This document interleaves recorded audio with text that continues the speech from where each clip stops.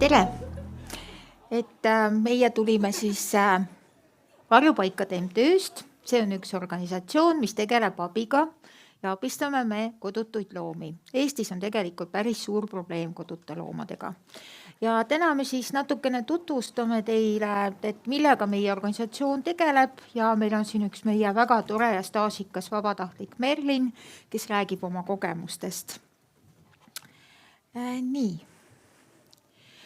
Varjupaikade MTÜ on osutatud siis 18 aastat tagasi ja me alustasimegi vabatahtlikkuse alusel, et kõigepealt tekkis lihtsalt soov aidata kodutuid loomi ja kõik sai alguse Viljandist ja siis Viljandi ja Pärnu varjupaikade baasil sündiski Varjupaikade MTÜ.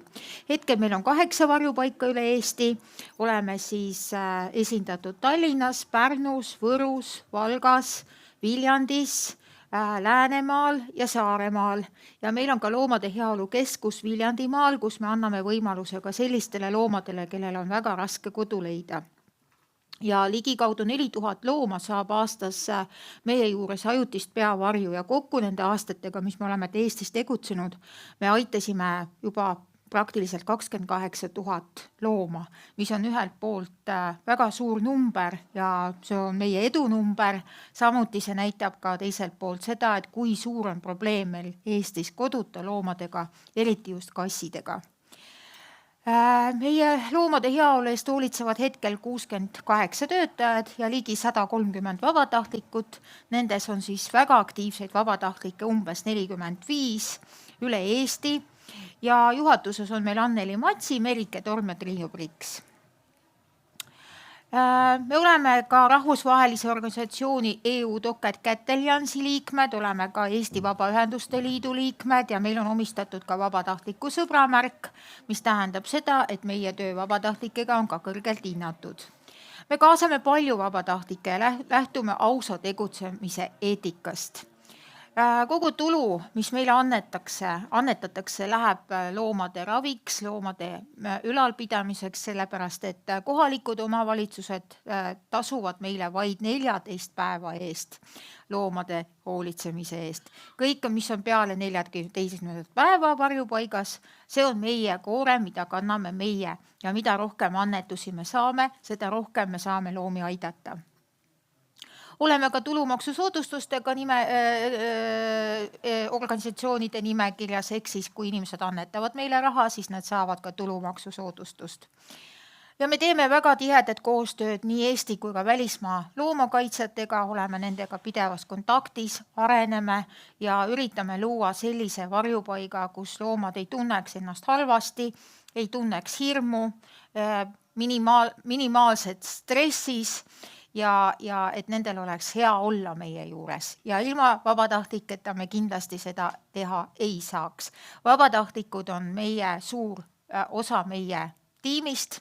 Nad abistavad meid nii koha peal kui ka muul moel. Ja meie missioon ongi, et me aitame lemmikloomi koju tagasi või siis otsime nendele loomadele, kellel ei ole kodu olnud ja kes on näiteks tänaval sündinud, nendele otsime uued armastavad kodud ja juhtime ka tähelepanu sellele, kui palju on soovimatuid lemmikloomi tegelikult Eestis ja sellele probleemile. Ning muidugi abistame ka looma omanikke, nii jõuga kui nõuga. Mida meie pakume siis vabatahtlikele, et meil saab mitmel moel olla vabatahtlik, et näiteks varjupaigas koha peal võib olla siis inimene, kes tulebki ja hoolitseb kasside eest, koerte eest. Tegelikult me õpetame kõikide lemmikloomadega ja nende liikidega tegelema, meil ei ole niimoodi, et eraldi on kasside inimesed või koerte inimesed ja nagu praktika näitab, suurem probleem Eestis on ikkagi kassidega, neid on kordades rohkem koduta kui koeri või teisi loomi, need enamus töid ongi seotud kassidega. Ja väga ootame ka neid inimesi, kes sotsialiseerivad kasse, sest et mõned kassid jõuavad varjupaika poolmetsikuna või lausa metsikuna ja mida sõbralikum loom on, seda kiiremini ta kodu leiab endale. Ja siin on ka väga suur vabatahtlike potentsiaal, sest kahjuks varjupaigatöötajatel lihtsalt ei ole seda ajalist ressurssi, et istuda iga looma kõrval ja temaga mängida ja teda sotsialiseerida. Ootame ka fotograafe, kes teevad ilusaid loomutruid pilte loomadest, et jagada neid pilte igal pool internetis. Ja siin on ka suur panus ka noortel inimestel, kuigi meie ootame eelkõige täiskasvanud vabatahtlikke, siis alates 18. eluaastast, aga samuti ka noored inimesed saavad näiteks meie e-tiimis tegutseda ja jagada meie kodu otsivate loomade pilte internetis, nad saavad teha korjandusi oma koolides ja need ei pea kindlasti olema rahalised korjandused, need võivad olla ka vajalike asjade korjandused ja toidukorjandused. Ja meil on ka aasta loomasõbralikuma kooli tiitel olemas, mida me jagame iga aasta ning ka nooremad inimesed saavad tegutseda meie juures. Ja muidugi ootame ka neid inimesi, kes aitavad üldheakorratöödega varjupaikades, ehk siis lumerookimine, lehtede koristamine, akende pesu ja nii edasi, et võtta koormus maha nendel töötajatel, keda palju ei ole ja kellel on väga palju tööd. Ja muidugi vabatahtliku kodus saab olla hoiukodu, ehk siis pakkuda ajutist rahulikust nurgakest oma kodus sellele loomale, kes mingil põhjusel ei saa olla varjupaigas. Sellepärast, et ta on seal kas tugevas stressis või midagi on valesti temaga, ta on krooniliselt haige või mida iganes. Ja meil on ka üldosakond, kes tegeleb sotsiaalmeediaga ja fundraisinguga, sinna ootame ka inimesi. Ja muidugi ka vahest me käime ka heategevuslikel üritustel, kus on ka vaja vabatahtlikke, kes saavad meid esindada ja aidata inimestel infot edasi kanda ja jagada seda infot ja koguda annetusi. Ja nagu ma juba ütlesin, et eeldus on 18+ ja loodame, et inimene saab pühenduda vähemalt pooleks aastaks, ja teha kas 1, 2 kuni 4 tunnise vahetuse, kas 1 korra 3 nädalas. See on selline miinimum, mida meie ootame, et olla inimeses kindel, aga maksimumi määrab vabatahtlik ise. Meil on vabatahtlikke, kes käivad nagu tööl iga päev 8 tundi. Siin on oluline ka meie põhimõtete austamine, edasikandmine, seal hulgas ka seisukoht eutanaasia osas, kuhu kahjuks meie oleme pandud sellisesse olukorda, kus meie peame ka neid otsuseid võtma, kui me looma enam aidata mitte kuidagi ei saa. Tasub arvestada ka füüsilise võimekusega ja et teil ei ole näiteks allergiaid, mis on loomadega seotud, see on ka väga oluline ja kõik kindlasti võimekus jääda positiivseks stressiolukordades. Ja nüüd räägib siis meie Merlin Lepiksoo, kes on meie pikaajaline vabatahtlik. Palun, annan sulle sõna üle. Aitäh, Marika. Mina olen siis Varjupaikade MTÜ vabatahtlik Merlin. Olen vabatahtlikku tööd seal teinud juba kaua, ma olen kuskil 4 aastat äkki. Siis ma alustuseks räägin sellest, et kuidas ma üldse varjupaika sattusin, kuidas mul üldse see idee tuli, et vabatahtlikuks minna sinna. Esmalt tegelikult see sai alguse üsna sellisest kurvast sündmusest minu elus, kus minu koer lahkus ja ma pidin kolima sellisesse elukohta, kuhu ei olnud võimalik kodulooma võtta. Ja ma tundsin väga puudust loomade lähedusest, loomadega aja veetmisest ja mõtlesin, et mis võiks olla siis selline viis, kuidas saaks ikkagi loomadega aega veeta, kui neid mul endal kodus ei ole. Ja lisaks sellele mõtlesin, et võiks siis olla kuidagi ka kasulik samal ajal, et kui mina tahan loomadega aega veeta, siis ka kuidagi neile midagi tagasi anda. Ja tulin sellise idee peale lihtsalt üsna ise, et võiks minna vabatahtlikuks Varjupaikade MTÜ-sse. Otsisin kohe siis sellist infot ka üles, et kuidas saaks. Ja too aeg oli vist äkki ka koroonaaeg, et siis ei saanud veel minna vabatahtlikuks sinna. Ja siis ootasin lihtsalt ära, kuni see võimalus tekkis ja siis saingi minna. Ja muidugi see selline armastus loomade vastu ka siis ajendas seda, et kust see siis otsus lõpuks tuli. Siis ma räägin natuke sellest, et mida ma varjupaigas üldse siis teen, mida ma saan teha seal. Põhiliselt on kõige rohkem abi vaja siis kasside ja koertega tegelemisel, nende eest hoolitsemisel, nende toitmisel, nende sotsialiseerimisel, nendega mängimisel.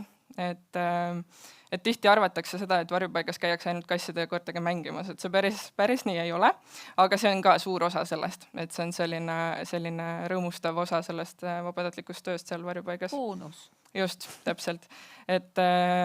Et kõige rohkem on abi vaja seal kassidega, et näiteks siis kasside karantiinipuuride koristamine, kassitubade koristamine, nende toidu panemine neile ja siis nendega mängimine.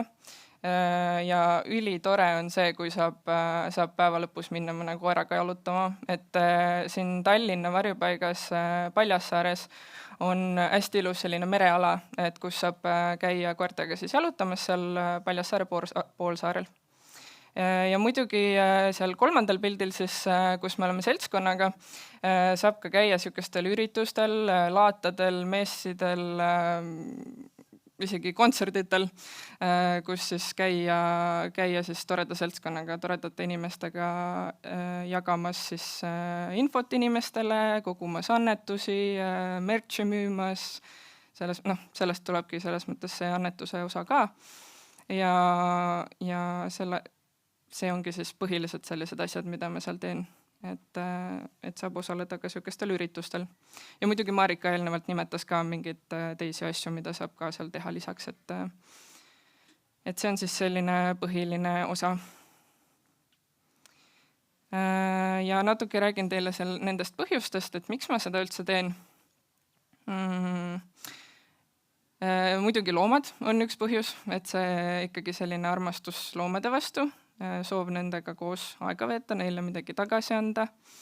Ja ka vaheldus tööelule, et kui ma käisin varem näiteks koolis, käin praegu tööl, et sellist igapäevaelule natukene mingit teistsugust nurka juurde saada, et see on ka üks põhilistest põhjustest, miks võiks teha vabatahtlikku tööd, et samal ajal midagi teha kasulikku ja samal ajal ka iseenda igapäevaelule saada natukene mingit vaheldust juurde.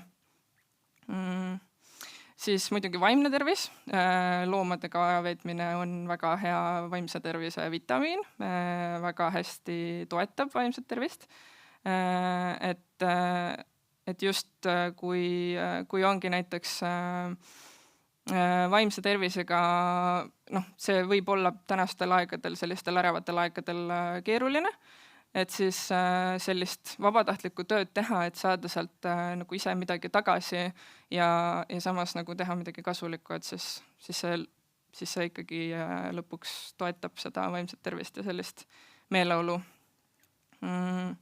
Ja muidugi toetavad inimesed, kes varjupaigas on, et need inimesed, kes varjupaikade MTÜ-s töötavad, et igasugused ühised üritused, mis meil on toimunud, megaaegedad inimesed, et tõesti hästi sooja südamega inimesed ja kui sa satud sellisesse organisatsiooni, kus sa siis kohtud inimestega, kes mõtlevad sinuga sarnaselt, et kus teil on sarnased põhimõtted, sarnased asjad, millest te hoolite, et siis tegelikult see ongi see, mis on oluline selles mõttes, et mis annab sulle endale ka sellist energiat juurde. Ja väikesed hetked, selles mõttes siin piltide peal ongi toodud välja näiteks üks koerake, kellega ma jalutamas käisin seal mere ääres, et just siuksed hetked selle päeva lõpus, et kus ma olen seal mõned tunnid juba tööd teinud, varjupaigas koristanud karantiine, seal tõstnud raskeid asju, selline füüsiline töö, ja siis saad minna koeraga kuskile sinna mere äärde pikemale jalutuskäigule ja siis vaadata koos temaga niimoodi merd, et see on selline päris armas hetk. Või siis kassitoas sellised väga klingid kassid, kes tahavad sulle mööda jalga üles ronida või sülle tulla. Et see on ka selline armas hetk. Või siis näiteks, mis mina alguses arvasin varjupaigast, et seal on hästi palju selliseid arvamusi või müüte või selliseid eelarvamusi inimestel, et see on nii kurb koht ja seal on hästi masendav, et kuidas sa siis saad käia seal ja kuidas sa neid kõiki koju endale ei võta ja muidugi ma mõtlesin täpselt samamoodi, et mul oli peas täpselt sama mõte, et kuidas ma saan sealt ära tulla nii, et ma nagu kõiki neid loomi koju kaasa ei võta. ja siiamaani tegelikult, kui ma olen seal käinud, siis selliseid hetki ikka on, et kus ma tulen sealt varjupaigast koju, ma nutan terve tee, kui ma koju sõidan näiteks, et lihtsalt nii kahju on neid jätta sinna. Aga ühel toredal päeval ma sain siis ühe kassikese sealt koju võtta endale sellises eelmise aasta suvel, et sain temaga natukene enne seal tutvumas käia ja siis saime sõpradeks ja nüüd ta on mul selline kodus kogu aeg. Et jah, selline siuke tore väikene väärtus ka, et siuke pereliige tuli sealt juurde. Jah, see on väga selline suur boonus, mis tavaliselt kaasa tuleb, aga kindlasti ei tasu arvata, et varjupaik on kurb koht. See ei ole. Ja kurb on siis, kui loom on üksi õues, kui ta on räsitud, kui ta on näljane, parasiite täis, ta on võib-olla haige või vigastatud, tal ei ole kodu ja see on kurb. Kui ta satub varjupaika, siis ta satub kohta, mis on uute alguste kohta, saab täidetud sööginõud, puhast vett juua, tal on soe pesa külje all, nii et ja tal on võimalused, ehk siis võimalus alustada normaalse looma elu. Ja ma toon natukene ka statistilisi numbreid, mis räägivad ka väga palju enda eest, et näiteks eelmisel 2024 aastal panustasid meie vabatahtlikud tervel meie MTÜ kohta, siis 8 varjupaika, 4422 töötundi. Ja need on ainult need tunnid, mida panustasid vabatahtlikud koha peal varjupaikadesse. Sinna lisanduvad veel loetumata numbrid, mida panustavad üldosakonna vabatahtlikud, kes kirjutavad tekste, tõlgivad ja toimetavad ja nii edasi. See on tegelikult ülisuur panus ja ma arvan, et ükski MTÜ tegelikult ei saakski hakkama ilma vabatahtlikega. Me väga austame oma vabatahtlikke ja armastame neid ja üritame teha nende elu meie juures maksimaalselt põnevaks. Ja keskmine selline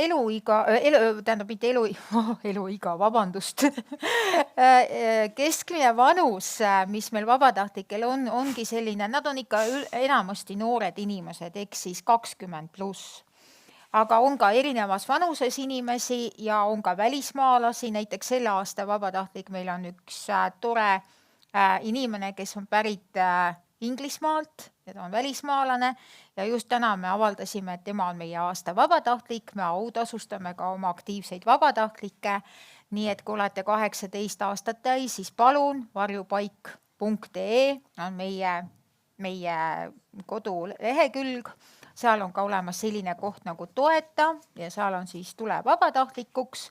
Siin saate ka skännida seda koodi ja alati olete teretulnud. Ma küsiks Merlini käest ka veel paar täpsustavat küsimust, et kuidas sa tundsid, kas sa näed mingit vahet nüüd selles, et sa ütlesid, et sulle vahest nutad, kui sa tuled, et miks selline asi nagu juhtub, et kas see on niimoodi, et kui loom saab koju, on see korraga nii kurb kui õnnelik sündmus, eks ole, vabatahtliku jaoks. Kuidas sa seda vahet nagu näed, et kuidas sul alguses oli see ja kuidas sa nüüd sellesse suhtud?